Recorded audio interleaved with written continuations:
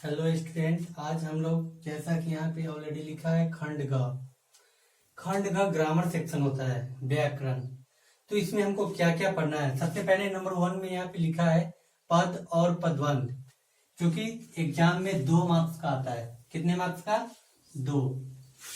Number 2 में आता है वाक्य रूपांतरण। वाक्य रूपांतरण कितने मार्क्स का आता है एग्जाम में? 2 मार्क्स। नंबर 3 क्या है? संधि समास। ये कितने मार्क्स का आता है एग्जाम में? 4।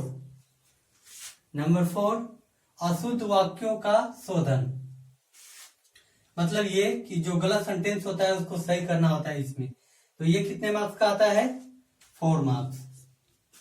तो आज का जो हमारा टॉपिक है ये है पद और पदबंध। लेकिन इस टॉपिक को एक्सप्लेन करने से पहले हमें इसके बारे में जो बेस होता है, बेसिक होता है, उसके बारे में जानना जरूरी है। तो इसको एक्सप्लेन करने से पहले संज्ञा, सर्वनाम, विशेषण, क्रिया, क्रिया विशेषण, ये सब जानना जरूरी है।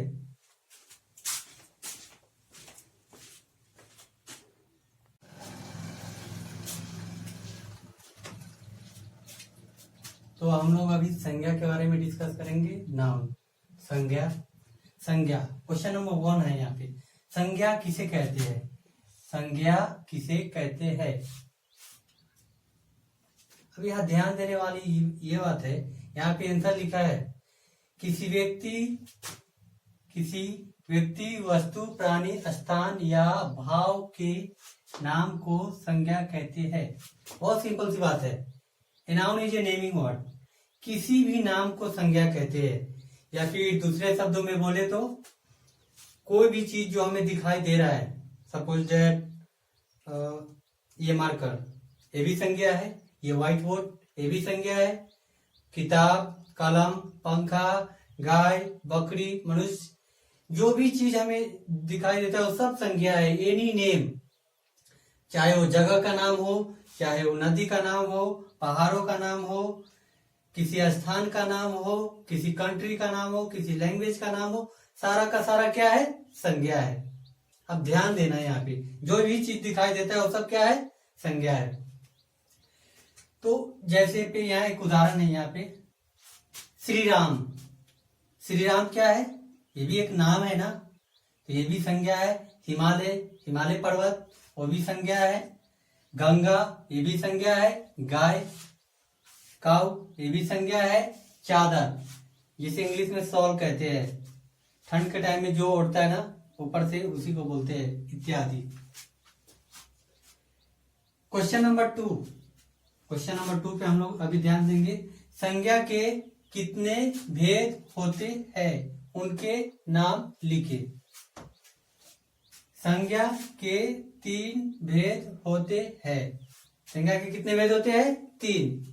उनके नाम, नंबर 1 व्यक्तिवाचक संज्ञा, नंबर 2 जातिवाचक संज्ञा, नंबर 3 भाववाचक संज्ञा।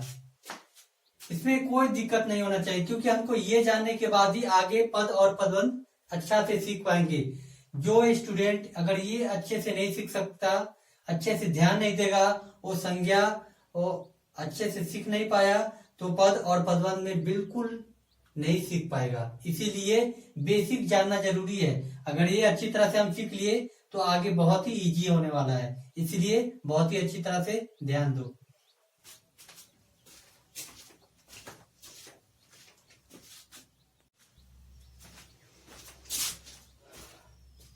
हम लोग संज्ञा के नंबर 1 भेद पे आते हैं। नंबर 1 व्यक्तिवाचक संज्ञा। तो क्वेश्चन है यहाँ पे, व्यक्तिवाचक संज्ञा किसे कहते हैं? जिस संज्ञा शब्द से किसी एक विशेष व्यक्ति, ओनली 1 पर्सन, किसी एक विशेष व्यक्ति, खास व्यक्ति, किसी खास वस्तु का या प्राणी का या स्थान का बोध हो, उसे क्या कहते हैं? व्यक्तिवाचक संज्ञा कहते हैं। जैसे अब मैं बोला यहाँ पे विशेष व्यक्ति, यहाँ पे तो बहुत सारा आदमी है। जैसे मैं एक नाम लेता हूं यहाँ पे, महात्मा गांधी। जैसे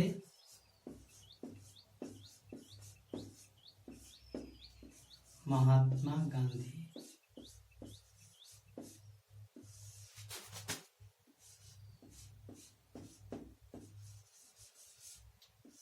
अब यहाँ पे ध्यान देना, महात्मा गांधी क्या है?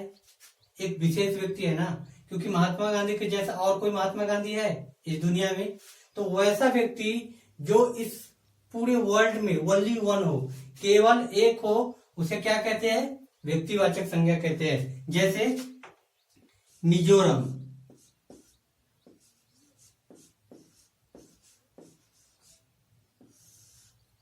मिजोरम इस पूरे संसार में कितना है?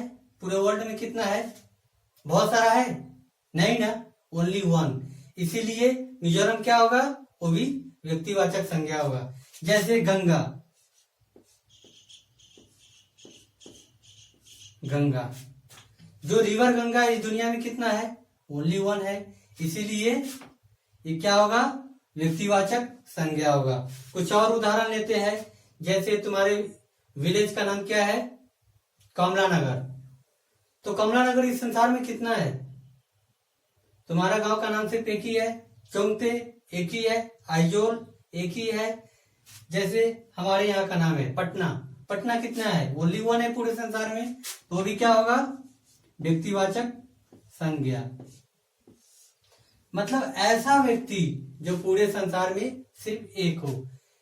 और जैसे कि अगर यहाँ पे मैं गंगा लिखा, अगर इस जगह पे मैं नदी लिखता तो रॉन्ग हो जाता, क्योंकि नदी कहने से क्या होता है कि इस संसार में जितना भी नदी है, ओनली सिर्फ एक नदी है?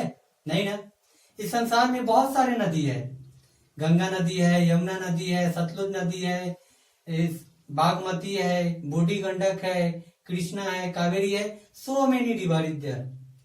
लेकिन अगर हम उस नदी का नाम यहाँ लिखते हैं तो व्यक्तिवाचक, अगर सिर्फ इस जगह पे नदी लिखते हैं, गंगा नहीं लिखते हैं, तो क्या हो जाएगा? नदी लिखेंगे तो जातिवाचक होगा, अगर नदी का नाम लिखेंगे तो व्यक्तिवाचक होगा। तो यही इसका पहचान है, यही इसका सिंपल सा पहचान है कि ये पूरा संसार में सिर्फ एक ही होता है। इसी से समझना होगा।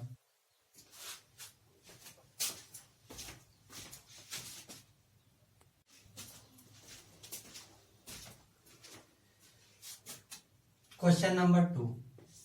अभी हम क्वेश्चन नंबर 2 पे ध्यान देंगे, जो कि दूसरा भेद है संज्ञा का। जातिवाचक संज्ञा किसे कहते हैं? क्वेश्चन क्या है? जातिवाचक संज्ञा किसे कहते हैं? बहुत ही सिंपल है। जिस संज्ञा शब्द से जाति वर्ग का बोध हो, मतलब जिस संज्ञा शब्द से, संज्ञा शब्द होना चाहिए, जिस संज्ञा शब्द से जाति वर्ग का बोध हो उसे जातिवाचक संज्ञा कहते हैं। जैसे लड़का, तो लड़का जातिवाचक संज्ञा क्यों है? क्योंकि जैसे ही हम बुलाते हैं या बोलते हैं लड़का को बुलाओ, तो मैं अगर तुमको बोलता हूं कि लड़का को बुला कर लाओ, तो तुम किसको बुला के लाएगा? क्योंकि एक क्लास में या एक ही जगह पे बहुत सारा लड़का है, सपोज दैट, तो वहां पे लड़का को बुलाना है तुमको, तो किसको बुलाएगा? किस लड़का को बुलाएगा? सारा लड़का, वहां तो सब लड़का है। तो लड़का कहने से बहुत सारा, इस संसार में जितना भी लड़का है उसका बोध हो जाता है।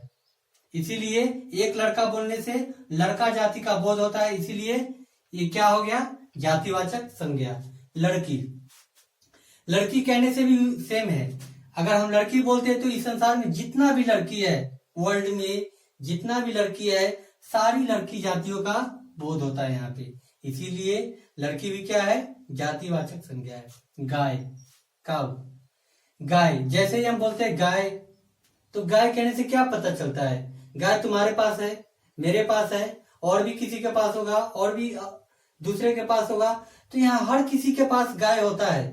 तो क्या गाय क्या हुआ? गाय बहुत सारा है, तो क्या हो जाएगा? जातिवाचक संज्ञा। नेक्स्ट है पंखा। पंखा क्या है? पंखा भी बहुत सारा पंखा है, यहाँ भी है, वहां भी है, हर किसी के घर में पंखा होता है। तो पंखा भी क्या है? जातिवाचक संज्ञा है, क्योंकि पंखा कहने से सारी पंखा जातियों का बोध होता है। किताब, जैसे ही हम किताब बोलते हैं, किताब तुम्हारे पास भी है, मेरे पास, हर किसी के पास है, तो किताब भी क्या हो गया? किताब भी जातिवाचक संज्ञा है। कलम, कलम भी सेम है, हर किसी के पास कलम होता है, लेकिन जैसे ही उस कलम का नाम बदल जाएगा तो क्या होगा? व्यक्तिवाचक हो जाएगा। जैसे ये कलम क्या है?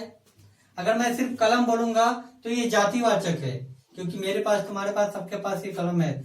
लेकिन इसका नाम लेकर बोलूंगा जोटेक feather soft, जोटेक feather soft pen, तो ये क्या हो जाएगा, क्योंकि नाम लेकर और इस कलम को मैं उठाऊंगा या खरीदूंगा तो ये व्यक्तिवाचक में आ जाता है, क्योंकि एक विशेष हो गया, हर कलम से अलग हो गया। लेकिन सिर्फ कलम बोलने से ये जातिवाचक होता है। तो बहुत ही सिंपल है, हम एक नाम लेते हैं और बहुत सारा कॉमन हो जाता है, उस जाति भर का बोध हो जाता है, इसीलिए इस सबको जातिवाचक संज्ञा कहते हैं।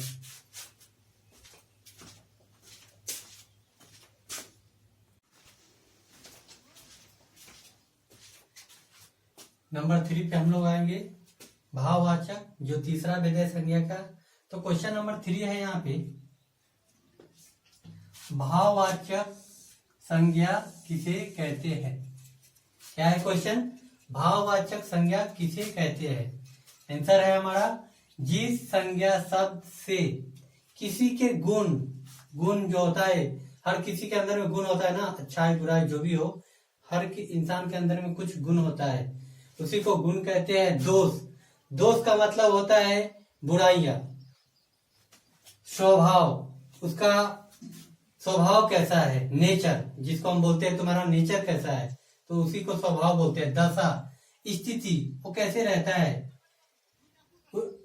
तो स्टार्ट करते हैं यहाँ पे, तो ये सब गुण हो, तो ध्यान देना यहाँ पे, जिस संज्ञा शब्द से किसी के गुण, दोष, स्वभाव, दशा का बोध हो उसे भाववाचक संज्ञा कहते हैं। यहाँ पे संज्ञा छूट गया है, भाववाचक संज्ञा कहते हैं। जैसे मिठास, बहुत ही सिंपल बात है, इसको पहचानना है तो थोड़ा सा दिमाग लगाना पड़ेगा। मतलब ये कि भाववाचक संज्ञा जो है वो महसूस करना पड़ता है, इसको हम देख नहीं सकते, महसूस करना है, ठीक है, महसूस करना है। जैसे कि मिठास, हम कभी कभी बोलते हैं वाह तुम्हारी आवाज में कितना मिठास है, तो यहाँ पे मिठास हमें दिख रहा है, हम महसूस कर रहे हैं कि बहुत ही अच्छा बोली बोल रही है। दूसरा बच्चापन या बचपना भी बोल सकते हैं, तो यहाँ पे ध्यान देना, हम महसूस करते हैं कि काश हमारा बचपना फिर से ऐसा हो जाता, हम दूसरे बच्चे को देखते हैं तो हमारा बचपना कैसा गुजरा होगा, तो महसूस करते हैं उसको। हम आंख बंद करो और महसूस करो कि मेरा बचपन कैसा गुजरा, तो ये महसूस है, ये भाववाचक हुआ। पागलपन, ये सब जो पागलपन है, मतलब ये भी महसूस कर सकते हैं। हाँ, थोड़ा सा मतलब देखो, कोई भी झगड़ा कर रहा है या कुछ कर रहा है, मतलब उसके अंदर की स्थिति को देखो कि वो कैसा, ये स्थिति हो गया। दशा, पागलपन, मतलब ये दशा बता रहा है कि वो कैसी स्थिति में है, पागलपन। खुशी,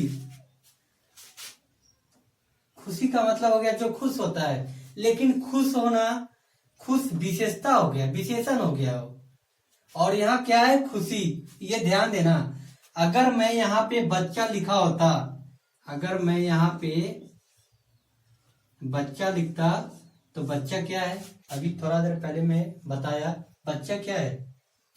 तो यहाँ पे बच्चा कहने से क्या होता है, सारा बच्चा का बोध होता है। इस संसार में एक ही बच्चा नहीं है, बहुत सारा बच्चा है, तो बच्चा कहने से जातिवाचक, लेकिन बचपना कहने से या बच्चापन कहने से क्या हो गया, भाववाचक। ये ध्यान देना, यही थोड़ा कॉमन मिस्टेक करता है सब। मीठा और मिठास, अगर हम यहाँ पे मीठा लिखते, अगर सिर्फ मीठा लिखते तो मीठा कहने का मतलब है ये विशेषण हो गया, विशेषता बताता है कि ये मीठा है, खट्टा है, ये स्थिति मतलब उसकी विशेषता को बता देता है। लेकिन जैसे ही मैं यहाँ पे मिठास लिखा तो क्या हो गया, भाववाचक संज्ञा हो गया। पागल, पागल कहने से क्या हुआ, पागल कहने का मतलब क्या है, ये भी गुण है एक, मतलब ये भी विशेषण हो गया पागल। लेकिन यहाँ पे ध्यान देना, पागलपन, पागलपन कहने से क्या हो गया, भाववाचक। खुश, हम बोलते हैं आज मैं बहुत खुश हूं, लेकिन खुश कहने से क्या हो गया, संज्ञा। कौन सा संज्ञा हो गया, खुश कहने से कौन सा संज्ञा होगा, सॉरी, खुश कहने से विशेषण होगा, खुश विशेषण, और खुशी क्या हो गया, भाववाचक संज्ञा। तो यही कॉमन मिस्टेक हो जाता है। खुश क्या हो गया? विशेषण, और खुश से ही क्या बना? खुशी। ई की मात्रा लगा तो क्या बन गया? भाववाचक संज्ञा बन गया। तो यही ध्यान देना है इसमें। और ये हमारा संज्ञा टॉपिक समाप्त होता है। इसके बाद मैं नेक्स्ट वीडियो जब बनाऊंगा तो उसमें सर्वनाम और दूसरा क्रिया भी मैं बताऊंगा। Thank you for watching this video. धन्यवाद।